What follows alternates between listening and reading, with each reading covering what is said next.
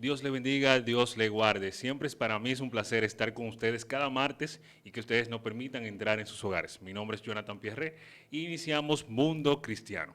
Recordándole que esto es un órgano oficial gracias a la Iglesia de Dios de la Profecía Central, ubicada en el Espaillat número 86. El pastor hoy está con nosotros. Gracias, Jonathan. Es una bendición para mí, es un privilegio estar en Mundo Cristiano, conectados con los amigos y hermanos que nos ven desde Facebook Claro. y también con los que nos escuchan a nivel mundial por la 105.5 FM de Radio Ben. Sí, y también a través de YouTube, Mundo Cristiano IDP. Ahí usted puede ver este programa y todos los de la semana. También recordarles que nuestra iglesia local tiene actividades a partir de hoy martes a las 7:30 de la noche con verdades bíblicas. Usted se puede acercar a nuestra iglesia en el Espaillat 86. Los miércoles tenemos consagración a partir de las 9 de la mañana. Los jueves tenemos nuestro servicio local a las 7:30 de la noche. Los sábados iniciamos a las 4:30 con el club de lectura y a las 5:30 inicia nuestro culto juvenil. Y ya, por fin los domingos, entonces iniciamos a las 9 de la mañana con nuestra escuela bíblica y a las 11 con nuestro culto inspiracional. Recuerden también que pueden vernos a través de Facebook, Iglesia de Dios de la Profecía Central La Romana, y a través de nuestra página de YouTube. Hoy tenemos un tema muy interesante. Recuerden que este mes estamos hablando de falsos argumentos que vengan contra Cristo. Exacto. Fíjate que, y esto es mucho, yo ya estaba escuchando el programa del día de ayer. Okay. Bastante interesante el planteamiento de Carlos y Arturo, y eso es lo que tenemos que hacer, y en esa ruta es que vamos enfocados, en poder destruir, en poder desbaratar todos los argumentos que se levanten contra el conocimiento de Dios. Ellos hablaban acerca de los falsos profetas y falsos maestros que se han levantado en los últimos, podríamos decir en las últimas décadas. Claro que sí.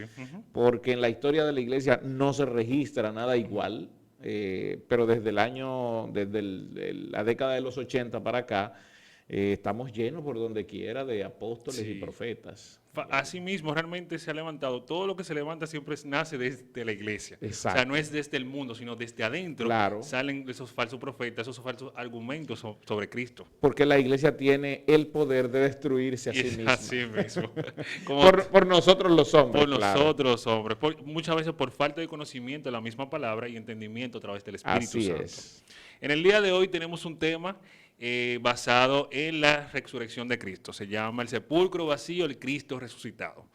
Desde hace mucho tiempo, desde que Cristo, bueno, creo que desde el tercer día que Cristo resucitó, los judíos y los romanos han tratado de tergiversar la resurrección de Cristo. De levantar argumentos. Exacto. Argumentos con relación a eso. Y cabe destacar que en alguna medida podríamos decir, bueno, es que ellos tenían razón, por el hecho de que nunca habían visto el tema de la resurrección. Entre los judíos estaba prohibido hablar de eso, porque no era una señal tan tanjante. Aunque la vimos en Jesús, Jesús levantando a Lázaro, Jesús resucitando a la hija de Jairo. Pero lo que sucede con los judíos quizás es que ellos no esperaban al Mesías que se iba a morir, sino el Mesías que se iba a quedar a defenderlos, a sacarlos de ese yugo que estaban pasando. Es que ahí es donde está el secreto de esto. Y por eso levantaron tantos argumentos, incluso muchos de ellos hasta con evidencia, y eso lo vamos a ver el día de hoy. Sí, ciertamente es así. Quiero empezar desde un poco más aquí a los años 2000 con el Código de Da Vinci. Creo que es un libro, es el libro más vendido del año 2003-2004. Sí, cabe destacar, mira, el Código Da Vinci es una novela. Es una novela escrita por Dan Brown. Es una novela de ficción escrita por Dan Brown. Y se ha hablado mucho con relación a esto y se ha puntualizado erróneamente también con relación a esto. Pero, ¿de qué trata? Trata de un secreto que la iglesia ocultó, que la iglesia supo, que la iglesia ocultó, y que la iglesia protegía sobre todas las cosas. Y ese secreto, al final de la novela, porque yo tuve la oportunidad de leerla, y me pareció espectacular el libro. Muy bien escrito. Muy bueno, porque eso es lo que busca la novela, claro está.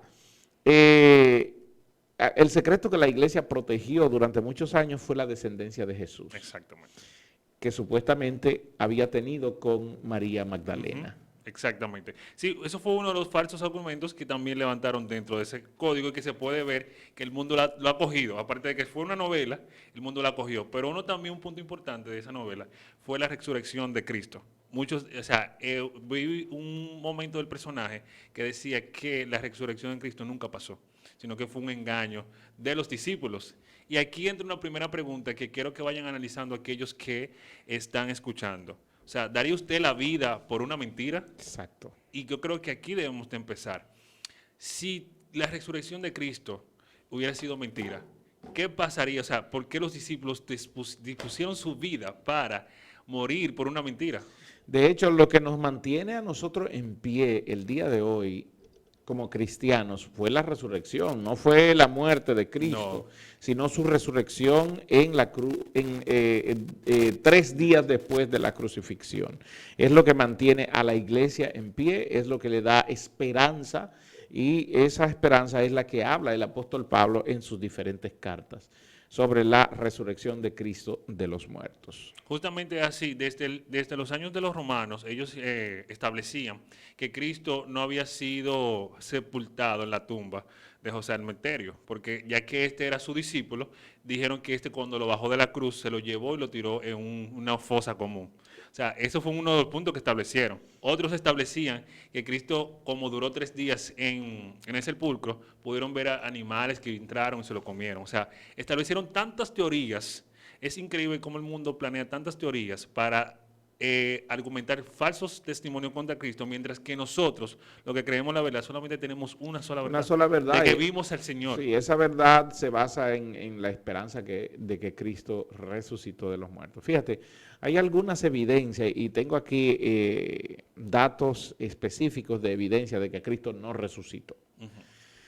Una de las evidencias fue un osario que fue encontrado en el año 1926. Un osario era un lugar donde los judíos ponían los huesos de sus parientes. Okay. Recuerden que ellos lo llevaban a un sepulcro y envolvían el sepulcro hasta que se podría la carne, y al final, unos años después, unos 2, 3 años, para limpiar el sepulcro y dejarlo activo para alguien más, entonces ellos lo que hacían era tomar los huesos, meterlo en una caja o en un osario y entonces guardar ese osario. Okay. Bien, en el año 1926, en unas excavaciones que se hizo, se encontró un osario, una caja con huesos, y en ese osario aparecía un nombre que era Jesús, hijo de José. Ok. Y ahí es donde surge la interrogante, ¿era Jesús de Nazaret? Se le ha hecho pruebas a esto, ha habido evidencias de le llaman las evidencias estadísticas, que no vamos a entrar allá porque son probabilidades muy bajas, es imposible.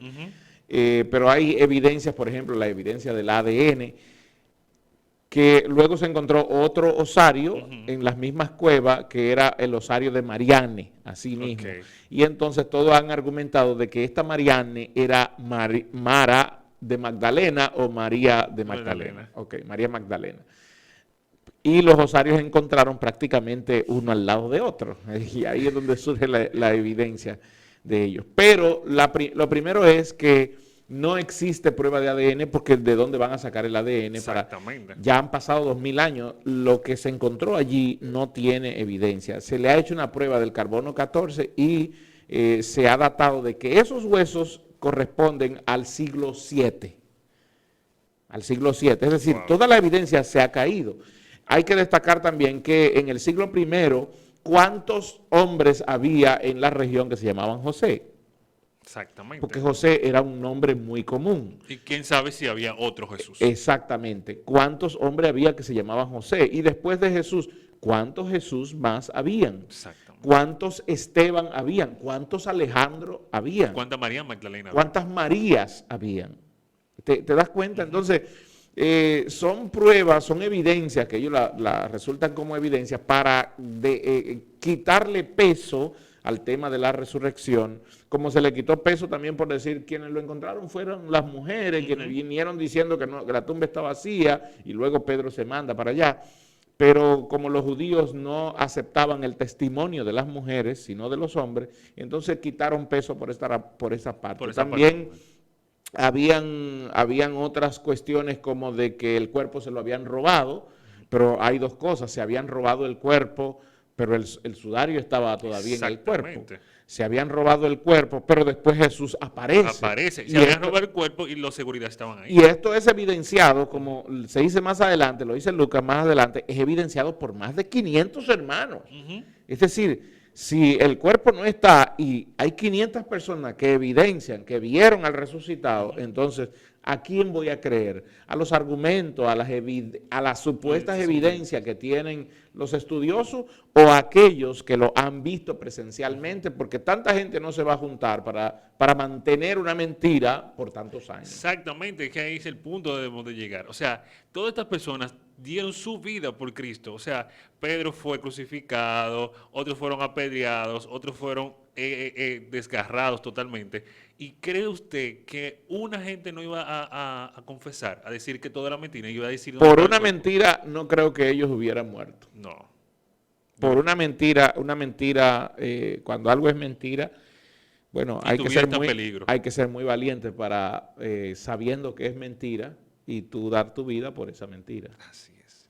Para este siglo hay un hombre llamado John Dominic. Este hombre realmente tiene un levantamiento, se llama Jesús Sermius.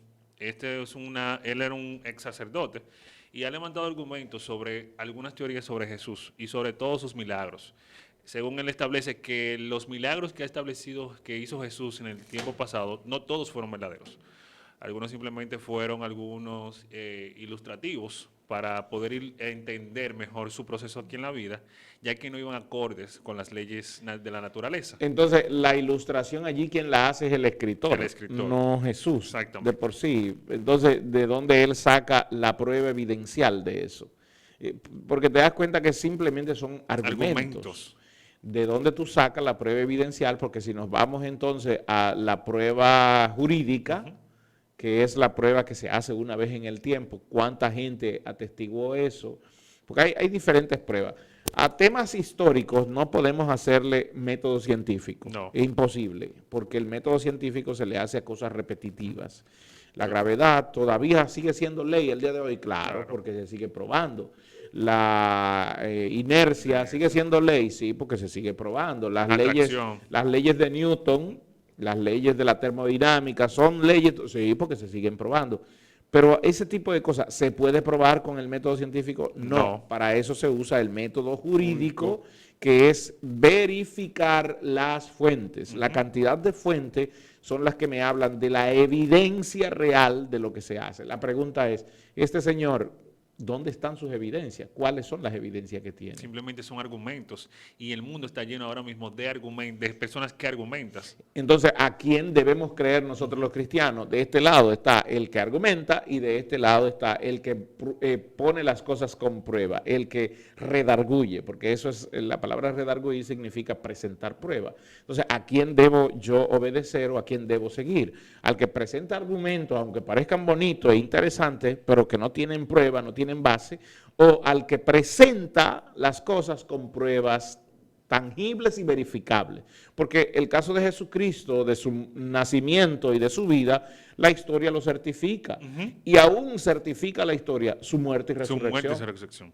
Porque la historia lo certifica. Y no, esto no lo certifica, no lo certificamos nosotros porque seamos cristianos. No. Esto lo certifica el método jurídico. Porque se trata de eso. Se trata de verificar, de ver las fuentes, y aún de fuentes que no fueron cuantitativas que estaban ahí. Y de fuentes que no fueron cristianas, a ver qué dicen con relación a eso. Y muchas fuentes que no fueron cristianas estaban de acuerdo con la resurrección de Cristo. Exacto. En ese momento de la cruz del Calvario. Este señor es increíble porque era ex sacerdote. Entonces, o sea, vemos que desde adentro siempre es que surge la problemática de los argumentos falsos contra Cristo. Muchos libros, o sea, uno de los libros que podemos ver la resurrección de Cristo en el Evangelio de San Juan, ahí podemos ver tangentemente, o sea, es una prueba tangible. Si usted cree en la palabra del Señor, el Espíritu Santo lo va a convencer de que Jesucristo resucitó. Creo que más que una prueba, como usted decía, pastor, una prueba jurídica, la prueba más fehaciente es la prueba de la Biblia. Exacto. O sea, la Biblia siempre va a ser la fuente más confiable para nosotros entender los argumentos de Cristo para nuestras vidas. Exactamente. No creo que haya un... Mira, a la Biblia se le ha hecho todas las pruebas habidas y por haber. A la Biblia se ha trabajado con diferentes métodos para verificar su fiabilidad. Y en todos los métodos queda una resultante. Es verdad lo que está escrito allí porque es comprobable. Cuando la Biblia habla de una ciudad, pueden ir y excavar ahí. Y lo han hecho así los arqueólogos. Han ido y han excavado y han encontrado las ruinas de dicha ciudad. Cosa que nadie tenía pensado, la Biblia así lo certifica. Entonces, a la Biblia se le ha hecho toda prueba. ¿Por qué no creer que ese libro es la verdad? ¿Por qué no creer que lo que está escrito allí es la verdad? Entonces, podríamos sacar un evento dentro de la palabra. Claro, ahí es donde entra la vida cristiana, porque lo que se está atacando aquí no es a ti y a mí como cristianos, lo que se está atacando es la divinidad de Cristo. Exactamente. Recuerda esto, lo que se está atacando, y he hablado mucho durante estos meses, estos últimos 2 meses, sobre este aspecto importante de la divinidad de Cristo, que es lo que se trata de atacar. Porque si yo derrumbo que Cristo resucitó, entonces derrumbo que Dios no lo resucitó de los muertos.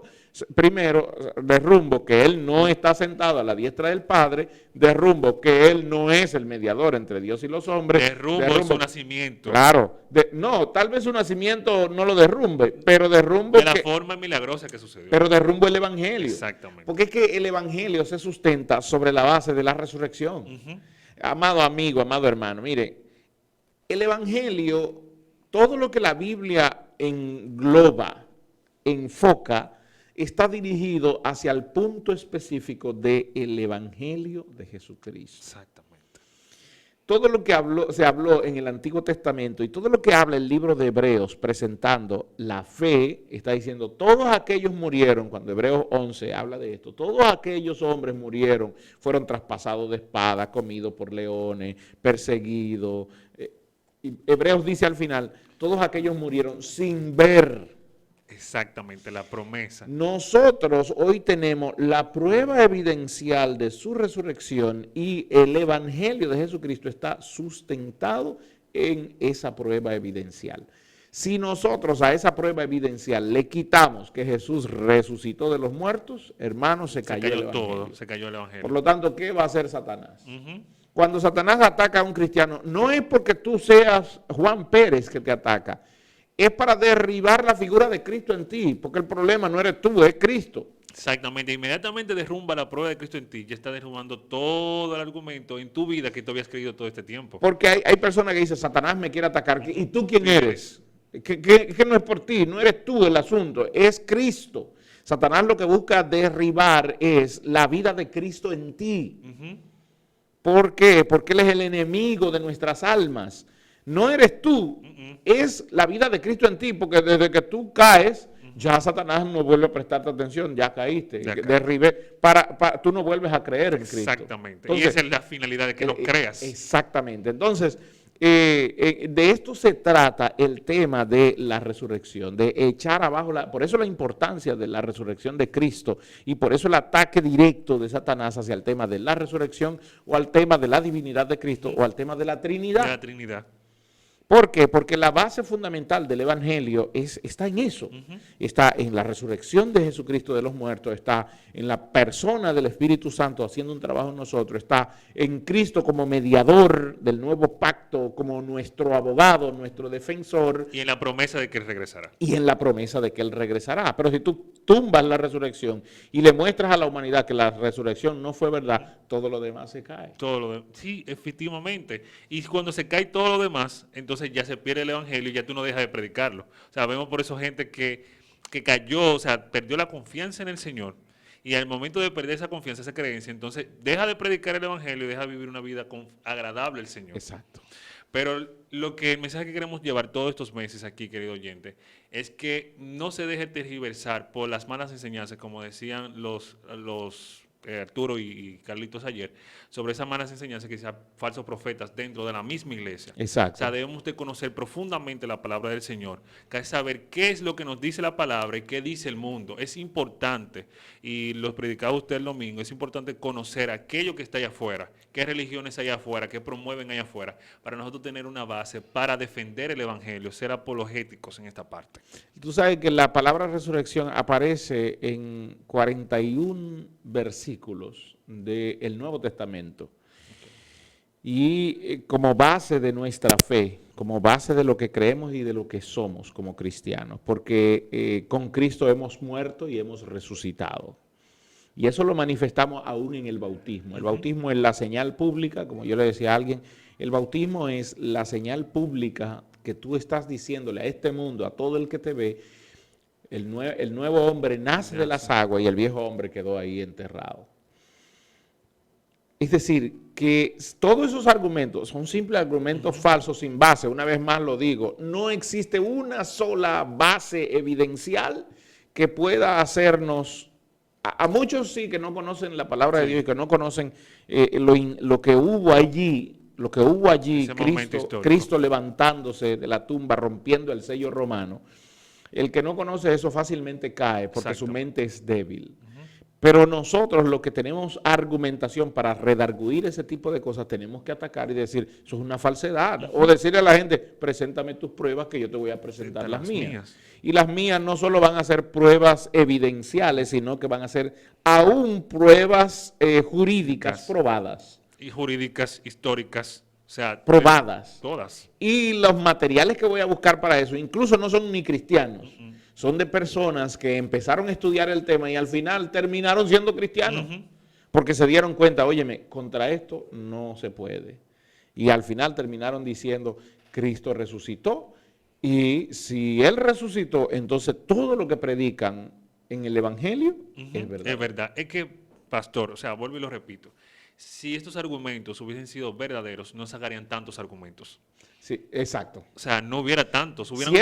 Si esos falsos argumentos hubiesen sido verdaderos, no habría que discutir tanto. O sea, no hubieran sacado tantos. Simplemente con uno que tenga una prueba, uno solo usted me consigue que tenga una prueba. Todo eso ya, o sea, usted me tumba el evangelio, pero sí, exacto. Mientras tanto. Por eso Dan Brown, porque Dan Brown es muy enemigo de la iglesia de Roma. Sí. Él es enemigo de la iglesia de Roma.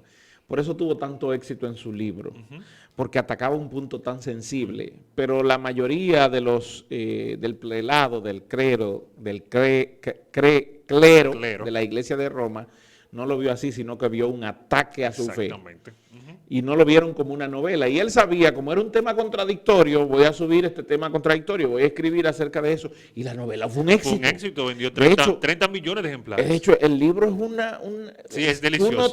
Tú no te quieres despegar. No la película, no. La que hizo Tom Hanks. No me gustó la película porque no se encierra. Exacto, no encierra. Pero cuando tú entras al libro, tú no quieres soltarlo porque tú quieres ver cómo termina y al final tú dices, wow, qué buena novela. Y ver cómo ponen en base los argumentos. Exacto, que te mantuvo ahí. Sin embargo, porque él mezcló todo, hasta con las historias, las iglesias y todas las cosas. Sin embargo, simplemente fue una historia que se inventó y que por eso, porque la gente quería saber qué es lo que decía, vendió tantas copias. Pero eran argumentos errados, eran falsos. Señores, hemos llegado hasta el final de este programa. Realmente ha sido glorioso porque hemos entendido que no hay argumentos que derriba o que derrote la resurrección de Cristo. Eso es siempre lo hemos que tener pendiente y que esa es la fuente, la base principal de nuestra fe cristiana. No importa que venga, como dice la Biblia misma, si viene un ángel predicando algo fuera de Cristo, pues entonces ese ángel no está en Jesús. Así mismo. Dios le bendiga, Dios le guarde. Para mí siempre es un placer. Mi nombre es Jonathan Pierre. Dios le guarde.